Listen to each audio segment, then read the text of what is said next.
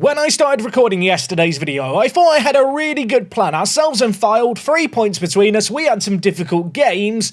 Filed went and bowled it, didn't they? And well, let's be frank, it left us in a bit of an awkward situation. 3 games left of the season, 1 win in the last 3 will secure us the title, and we will be promoted to League 2 today. Naturally, that begs the question, Jack, what is the plan for today's video then? Nice and simple. To kick things off, we are going to do an away day to Aldershot and play them in probably slightly more of a recappy fashion. I'm hoping we're just going to beat them, and then we're champions. If we don't secure the title right away, I guess we'll do another game. The aim, though, today is to get into the summer transfer window and start to get a little bit of squad planning, maybe even some transfers over the line nice and early. And well, that will leave us then in a lovely situation where tomorrow we can do a slightly more normal transfer special. Anyway, no games played since we last here. We're going to drop straight into an away day. It's the EBB Stadium.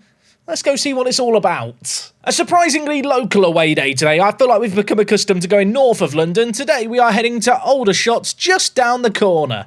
Down the corner? It's around the corner, isn't it? Or down the road? Why not down the corner? And in the centre of the town, a short walk from the train station, is the EBB Stadium. Which, is it just me, or does it look like it's got a circus tent for a roof? I initially panicked because there's no roads near the ground, but there's loads of dots on the pitch. Firstly, though, let's just get a little look from the outside at the stadium, which is, I think, the other side of this fence. I mean, with respect, it's not the most inviting of stadiums. It doesn't even look like a football stadium from the outside, does it? I feel like I'm doing a lucky dip here. I'm just going to drop the yellow man in the middle and see where we end up. Here is Aldershot Stadium. Oh, this is quite cosy, actually. They've got a little seated area. Admittedly, you know, weak seat art. They've just gone blue, red, blue, red. Come on, be creative. I've noticed there's lots of Chelsea ad boards. Am I right in thinking? I feel like I remember this away day vaguely. Did Chelsea's women's team used to play in this stadium? This should really be a camera angle option in FM. Doesn't this look quite nice as well with all the trees?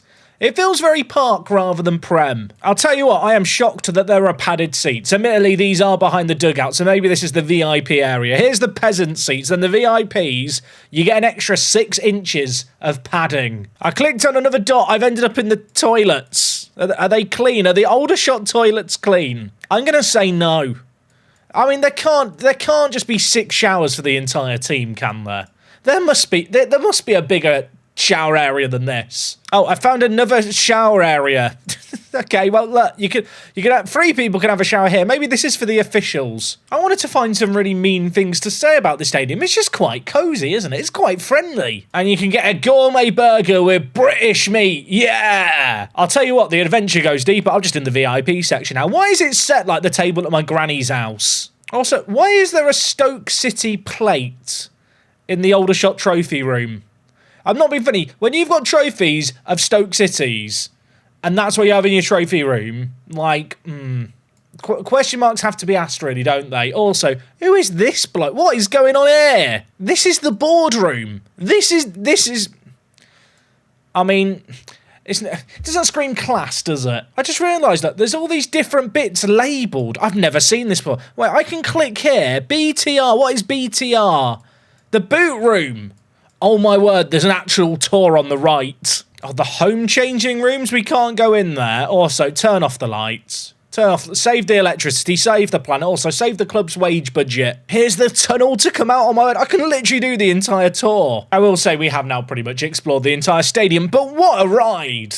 Also, they do have a car park. There's just not much good footage of it, but it's not the worst car park in the world. I feel like that was an absolute classic of an away day. Admittedly, you know, great behind-the-scenes footage. Was what we saw actually impressive? I have to give the away day a score. I'm going to give it a very respectable 6.5 out of 10. You know what? There was loads of great footage. I don't think I'd want to use those showers, though. Anyway, hopefully the EBB Stadium is where we are going to celebrate a promotion party. Team news-wise, we are at full strength. It's the same team that ended up last episode. Interested to see if Herbie James can continue in his upturn of form. I will apologise to those people who just came hoping, you know, to see transfers and stuff. I hope you enjoyed Aldershot as much as I did. It's peeing it down with rain, but I'm not going to care if at the end of the evening we are hoisting a trophy aloft. 3 games left of the season. 1 win would be enough. In fact, if we lose this game and Filed lose, we'd also win the title in anticlimactic fashion. Of course, though, we want to do it in style. Diakite 25 seconds in, hits the woodwork. We're 21 minutes into this game, only that one highlight. Their goalie, though, does have the best rating on the pitch, which I think might be an indicator as to how this game has played out so far. But of course, we have struggled for goals on occasion this season. We need to find a breakthrough, and the longer we go without, the more I'm going to worry. Although, this is a nice move. This is pretty. Dakarai, he hit the woodwork earlier. He's not hit it there, has he? Just as a reminder, this guy has 5 long shots and 3 finishing. And yet he can pick the bottom corner out like that. Fair enough. Just over half an hour played here. Teo plays it wide to Dakarai, the main man, the big man on campus. What can the left wing back do here? They call him the Trent Alexander-Arnold of the left side and of the non-league. Look at him go. Turns his man. Could shoot. Will he? He does.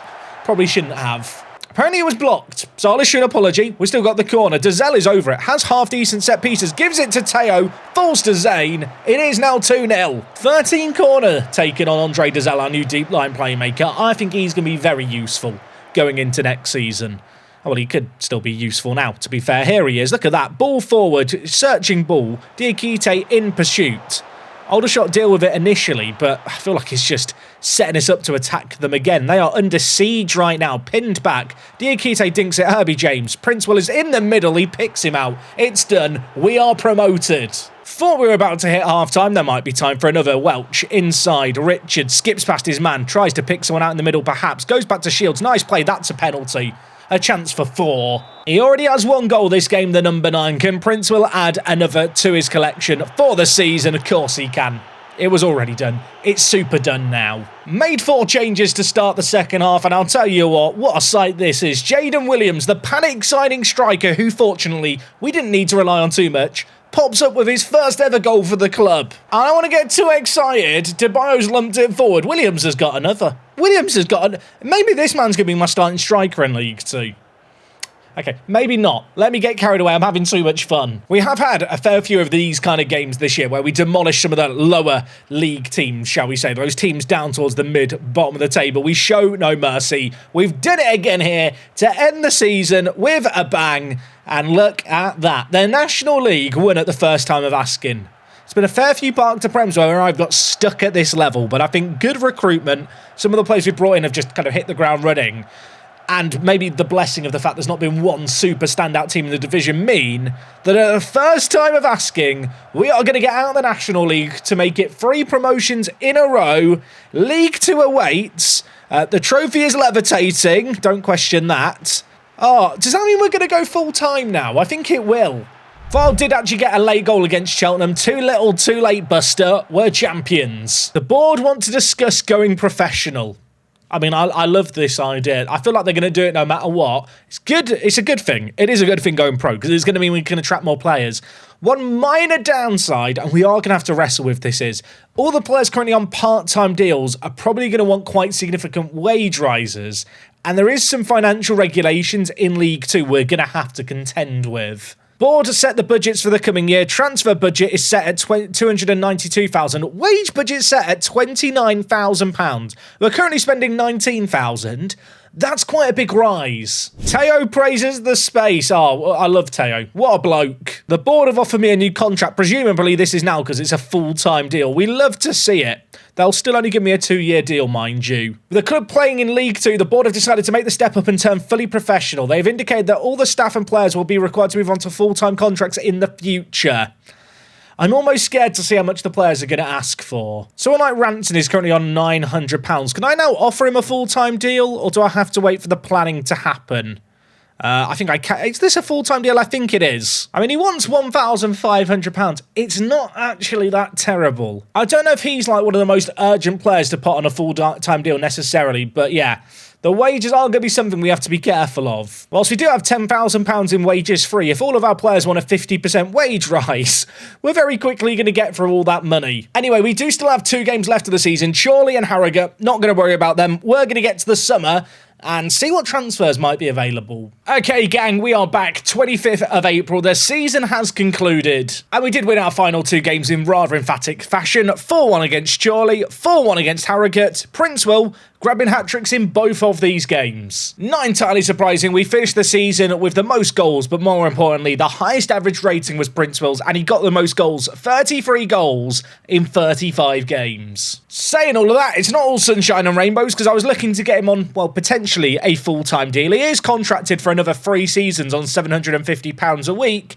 For a full-time deal, he wants £2.4 to £2.9 thousand pounds, and the contract would actually only add 1 year on to what he is already on. Is it worth giving him over £1,500 more just to get an extra year of solidity and full-time kind of training? I'm not sure it is. I definitely think this transition from being a part-time club to a full-time club is going to be painful on the finances. I'm hoping to prolong that pain by kind of spacing out the time at which we offer contracts. Someone like Princewell, we probably don't need to worry about contract-wise for another year or 2. End of season review is nice and positive, an A- from the board. And in terms of the aim for next season, the aim is to record a Sky Bet League 2 top half finish. I think that is an indicator of how good our team is. We're going to chat with the players here, and we're just going to reinforce that, I think. Sky Bet League 2, aim for next season, top half finish. Everyone stood up and clapped. Admittedly, there's a few faces here who I'm kind of hoping won't be here next season. And elsewhere, Folkestone Invicta have made an offer for Reindorf. I mean, his contract was expiring anyway. He has been languishing in the under-21s. We'll just sell him. And while I do feel like selling is going to be the name of the game this year, I've cut down the first team down to 26 players. If we take a peek in the under-21s, there's players here who I need to move on. Of course, Chris Watson only in on loan after we sold him for £300,000. I don't really have an interest in renewing his loan, in all honesty. And in terms of the rest of the players here, there's just plenty of players that in an ideal world, well, half of them are going to let their contracts expire. The other half potentially looking to sell on. Someone like George King, definitely not worth the £450 a week we're paying him. Obviously, Reindorf hopefully going to be sold. Danaher's leaving on a free at the end of the season anyway. Ollie Camis will be leaving on a free. Stepien Iwamene, probably going to look to sell him as well. Of course, he's been on loan this year. And even Josh Brookin, who we bought in this year to be an emergency backup, I just don't really see him being much use for us. So another player we're probably going to look to move on. I have started to block out a plan going into the new season, and I think for the new season, there's maybe going to need to be a little bit more in the way of, well, conservativeness with how we play. I don't think we can afford forever to play the wing-backs higher up when we have possession. So I think next year we are going to go to a more typical kind of 4-3-3. Doesn't really change a lot in terms of the personnel. Diakite and Shield can play those wider areas. And then out of possession, we are definitely going to stick with a 4-1-4-1. It's worked for us nicely. You may have noticed there is one gap in the team right now. I'd really like to sign a new left mid this coming season. Herbie James has been good, and we've relied on this guy a lot out on the left-hand side, but he wants to leave, and unless he has a change of heart, I would like to ideally maybe try and get an upgrade on him. So I have started planning out this kind of squad, and as I mentioned, it's a team of 26. There's one gap in the starting 11. Truthfully, I feel like we've got such a good team. We don't need to go crazy with transfers this summer. I think it's going to be a season about being sensible and just signing the right players if they become available. And I think the other thing to consider is that when I look at the bench and the quality that we have on the bench, I actually think the difference in quality between the bench and the current starting 11 isn't that big. So if I was to go crazy signing a load of new starting players, maybe some of these players on the bench would need to be sold on. And to be fair, when you look at the list of the players here outside of the bench, there are a few players I think we are going to look to sell this year. I think Michael King is probably worth exploring options with. Still has 3 years left on his current contract, but of course he has been a bit of a thorn in the side, going out in the town, boozing it up. Look, Princewell is just clear, isn't he? But Michael King, he had the potential to be the next great Park to Prem player. He's kind of let himself down this year. Kyrie Pierre was great a couple of promotions ago. As for here and now, he is just not really good enough for the team. 16 appearances this season. Not happy with the lack of first-team football. We're going to look to move him on, I think. And as much as it pains me to say it, Josh Horn might be the worst transfer we've made so far. We signed this guy for £63,000. I feel like I gave him a half-decent opportunity to shine at this level, and it's not really worked out. He's asking to leave due to lack of first-team football. If I can get my investment back, that would be a really pleasant surprise. I think just for the sake of squad organisation, these 3 players that I've mentioned I'm going to move on, I'm going to demote down a team just to keep things nice and simple. Now, last episode, I discussed the signing of Michael Carlisle, and I was training him to play a wing-back, but one of the advantages of this kind of change of heart that I've had, where I'm going to abandon the wing-back positions in favour of just playing a right-back and a left-back, is we are just going to train him to play at right-back as a wing-back, and then once he picks up that position, he will be a really good sub-option. He is only just kind of having turned 18 this year, and he can only play left-back amazingly. Needs to improve at right-back, but I think he could be a very useful player for us next year, assuming he can pick up both sides quickly. And Rico Sclair, who we also signed last episode, another one of these younger players. He is preemptively in the starting 11, but the nice thing with someone like him is his squad status means I can demote him down a team. It's probably not going to cause World War III. And to be fair, even players like Shane Byrne, I signed as hot prospects. I don't know if Vinnie Perkins. Yeah, Vinnie Perkins was a breakthrough prospect as well. So preemptively, these kind of players, I probably can just demote down a team. There's definitely a world where I will promote them back up, but in terms of trying to get a squad that is well balanced and isn't going to have issues with appeasing everyone's playing time demands, suddenly this looks a lot more manageable. And whilst it's definitely on the leaner side, in terms of the overall balance, it's actually kind of quite good. Now, as I mentioned, it's still April, but if I can get business done early, I'd like to get it done early. And there has been a couple of players that I've had my eyes on during this season who have been free agents. Tyreek George is available as a freebie. Could he be the left mid option for me? He was released by Chelsea. He's gone a whole year without having a club. Is he at a point where he might now want to talk with me? No. Okay, well, that is unfortunate. The other player who's still a free agent of these players I've shortlisted is Thomas Galvez, who is actually a really, really good left-back. I'm not sure I necessarily need more left-backs, but he is a great little player. He wants us to get promoted from League 2. I mean, that's annoying because about a month ago it told me he wanted us to get promoted from the National League. I've done that and it's still not enough for him. I'm having a little peek here at players that we've got scouted that might be interested in the move. A lot of these scout reports date back to before we were promoted, so actually, even these 3.5-star players probably aren't quite what I'm looking for. As much as there's a temptation to go mad with transfers now, potentially, probably should just wait a little bit because, yeah, these players aren't very good. I'm going to preemptively offer out a few of the players like Josh Horn, who I mentioned I need to cash in on. But I think at least for now, the main aim should probably be just to get through pre-season a little bit, or at least to the end of the current season. A lot of teams haven't had their budgets set yet, so expecting anyone to make offers for our players probably is a bit silly. Lewis have announced plans to expand our stadium. Did we not only expand it recently? What's going on here? £1.3 million! 1.3 million! Although apparently we have got funding from a grant. I'm hoping the rest is a loan. It's going to take 3 months. We're going to get some seats added. The overall balance hasn't taken a massive hit yet. If I continue once, is it about to update? 1.3 million is a lot of money for us. Okay, well, the finances haven't dropped despite it and continue, so maybe we're okay. At the same time, 1,000 seats at £1.3 million. How expensive are these seats? Are they made of gold? I have got my first player on a full-time contract. DeBio has agreed to a massive, massive extension. £1.4 thousand makes him the highest earner. He is without a doubt the best player in our team. And I think in terms of just safeguarding him, getting him on a full-time deal, it's a new 3-year deal. If we get promoted from League 2, 3-year extension as well. Ignore the relegation release clause, and we're not going to get relegated. Let's be positive. In a world where the likes of Princewell and Zane Alvarez were asking for over £2,000 a week to get DeBio to sign for 1.4 thousand, I think it's just a great bit of business. Anyway, I'm going to mash continue a load. I'm not going to come back every time a player signs a full-time deal. I actually don't know how many new full-time deals we're actually going to get sorted here, really. £90,000 in club memberships this month. We love that. There's a new commercial summary that's come through, actually. We're quite good, actually. We've improved in a lot of areas here. Look at the broadcast revenue. Ticket price is going up by 33% to £20. The game has gone. And Portsmouth have made an offer for Michael King of £99,000. I'm very tempted just to take that. He's valued a smidge higher than that. I guess if I could maybe weasel my way into a much more significant sell-on, that would be quite good. 50% sell-on, £99,000.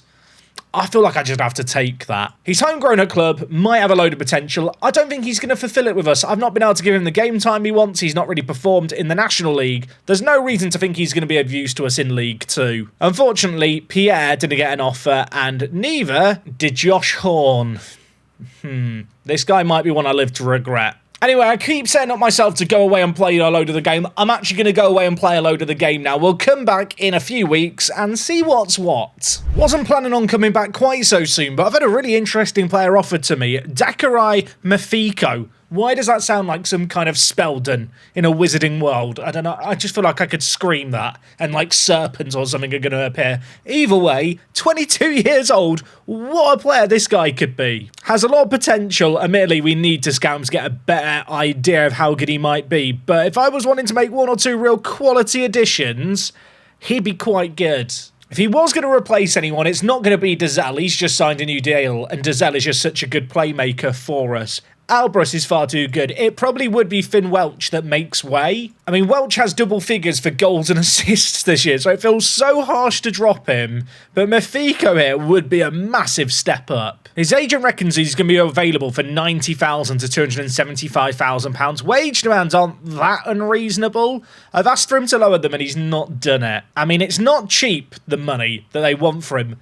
But we have already confirmed the sale of Michael King for £100,000, so this could just be where that money gets reinvested. Oh, and if you were wondering, by the way, we have recorded a record high for the club by winning the National League. The previous record was finishing rock bottom of this division back in 2009, and probably not a massive surprise, Prince will win top goal scorer and player of the season in the National League. I'm going to make a bid of 91,000, and I was going to say hope they accept it. They have accepted it. It's just the Michael King money reinvested. We already kind of know what to expect from his demands. Apparently, he only wants to be a fringe player. He will be more important than that. I'm always a bit worried if you up the playing time that the player then asks for more money. Maybe that's just me. He wants a 3-year deal. I'm going to try and make it a little bit longer if we can. I want a 3-year extension if we get promoted, and the promotional wage rise hurts, but it's probably just worth it. I'll switch it to 20%. It'd mean if we get promoted from League 2, he moves on to, what, £2,000 a week, which is still an absolute bargain.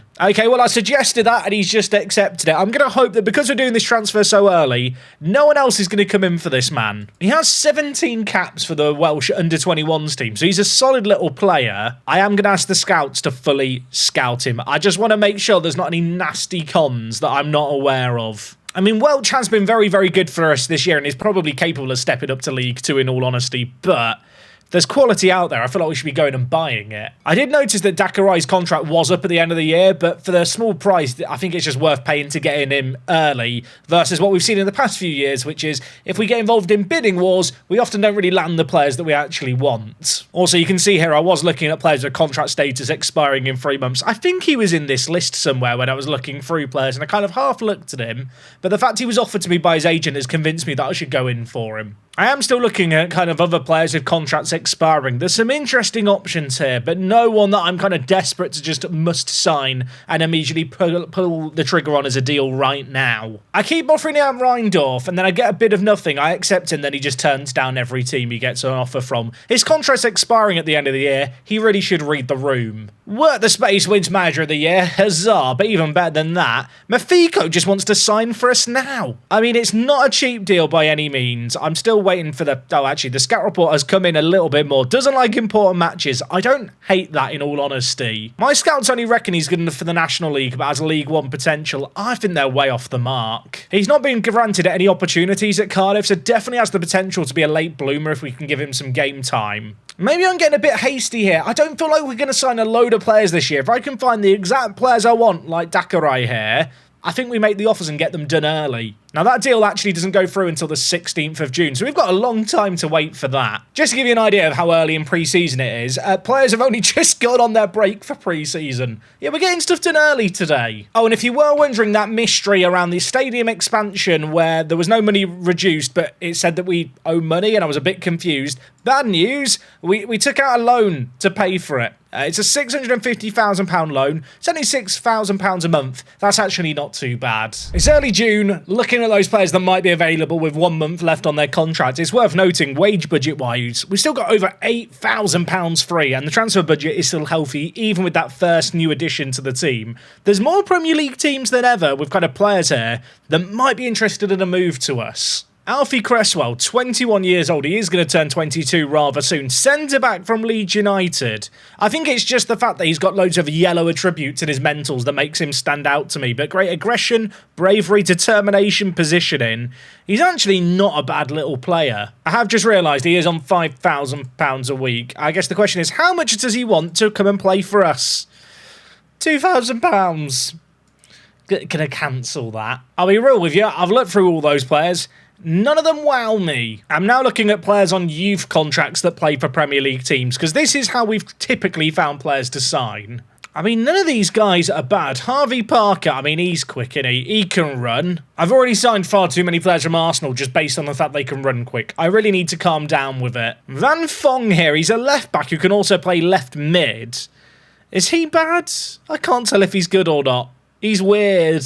I'll get a scout report. You know what it is? It's because he's got caps for Vietnam. It makes me assume he must be good. I mean, our current starting left attacking mid is Herbie James. If I compare with Herbie James, yeah, he's better in some areas. I'm a bit concerned the areas he's better in aren't necessarily areas that are a priority for a left attacking mid. But he's 18, he only wants to be a breakthrough prospect. He wants £800. Oh, the game knows how to tempt me, doesn't it? I say only £800. That would still make him one of the top earners at the club. But he has caps for the Vietnam national team, so he must be good.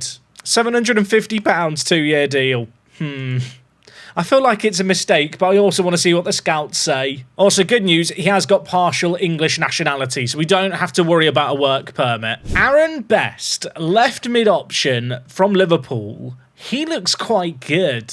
Compared to Herbie James, not a world of difference. I mean, he's only on £310 a week currently, and he's running down his youth contract, so presumably I can get him for peanuts. Maybe. I mean, £400 for him, that's probably a better value for money deal, isn't it, than the other bloke? Have up the wages here just to £500. That's just so I can get him on a 2-year initial deal with a 2-year optional extension. I feel like Aaron Best is actually very, very good. Could he be my starting left mid this year, or is that just pushing him into the team too quick? I mean, for context here, Aaron Richards is our starting right mid option. I think he is just that little step above, isn't he, Best, who we were looking to sign. You know what the issue is? I was just getting fatigued looking through this list of players. Now that I found Best, I feel like I need to keep scrolling down and looking at more of them. Do I need Van Fong and Best? Probably not.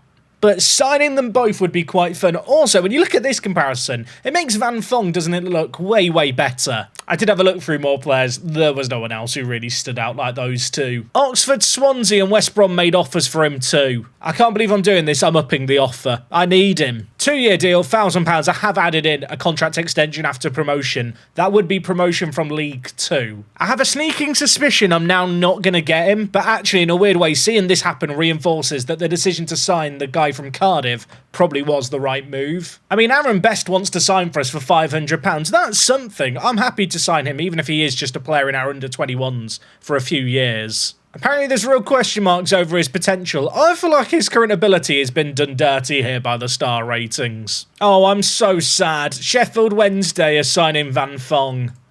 I really wanted him as well. I just feel sad and empty inside. It could have been so fun. I mean, I am expecting us to get kind of busy in this transfer window, but even if we don't land our targets, I'm kind of looking through the under-21 squad here and the quality of some of these players. I could very easily promote them back to the first team just to make up the numbers if needed. Oh, Van Fong's just scored his first goal for Vietnam. I need to remove him off my shortlist, otherwise I'm going to be constantly reminded by him. Get him gone. I don't want him appearing in the news inbox items. Okay, it's the 16th of June. The transfer window, I believe, is open. I can tell you it's open. Deals have happened. Mafico's joined us. The board have given us an F for that deal. They are morons. And meanwhile, Michael King's left the building, which I'm a little bit sad about, but it probably is for the greater good. He comes with a 50% profit sell-on. I can't cash it out yet, and I can't do the same for Chris Watson either. I'm looking at things here. Russell Wardley, who for some reason his face is showing Chris Watson's face. I don't understand why. We sold him, you might remember, for £1,000 in January. He's not played for Portsmouth at all, but as part of that deal, there was a sell-on. I can actually cash that in for £125,000. Which I'm absolutely going to do, because if you told me I could sell this guy for £125,000, I would have bitten your hand off. Bristol City have made an offer for Dakarai. Nobody liked that. I mean, I was just getting ready to finish today's episode and then a spanner like this gets thrown in the works. I mean, I do absolutely adore Dakarai as our left-back option, but of all the positions on the pitch where we have depth, we've got Jeffrey, who I actually think is a pretty good alternative to Dakarai. And I don't want to whisper it too loudly. Michael Carlisle? Like, is he just better than Dakarai? I don't think he's as good going forward. I mean, when you compare the two of them there, one's 18, one's 20. I feel like I need more money than what Bristol City have initially offered. They've offered what is potentially worth £300,000. I want nearer, and I'm going to be greedy here because I don't need to sell him. This is a bit of a do-one offer. I want £800,000 for him plus a 50% sell-on. They have come back, 650k, 50% of any profit. Oh, they've actually agreed to it. Oh, that's probably too much to refuse. I'm going to accept that offer. You guys can let me know down in the comments if you'd go through with this deal. What a cliffhanger to end it on. I mean, the left-back has been integral to the way that we play. I think it's safe to say this season he has dropped off a little bit in terms of level of performance, and whether or not he'd be able to continue to perform to the same level with the change in system, with us not playing with an advanced wing-back anymore, maybe that's up for debate. It's one of those weird ones where I don't really need the 650k. Like, the club's actually in a remarkably healthy financial position, but that feels like it's just too much to say no to. When I sort the team by ability, Dakarai is kind of a long way down this list now. He's not the cornerstone of the team he once was. He's not a player I see as integral to the spine of the team. That is definitely kind of, by the way, the way I view players like Teo, DeBeo, Alvarez, and Princewell. They are just the four musketeers of the team that everything has to be built around through the middle. Oh, I mean, he'll be unhappy if I don't sell him, and that is it's just so much money, isn't it? We've made a signing of Dakarai. You can let me know what you think of that. Apparently my staff don't really rate him as a signing. They're morons. He's bloody good. I think he's going to be great in the team. With these traits as well, runs with the ball through the centre, plays 1-2s, I think he's very well suited to kind of play maybe a more attacking midfielder role for us. I mean, I'll be honest, channel midfielder doesn't seem that crazy. Anyway, today was a little bit of a taster of a transfer special. Hopefully it's whetted the appetite for tomorrow's episode. We'll be back with that. There's money to burn. There's players to potentially sell. If you want to see it, come back tomorrow, same time and place as always. And until then, it is me, Jack. I'll talk to you guys in a bit. I'm out.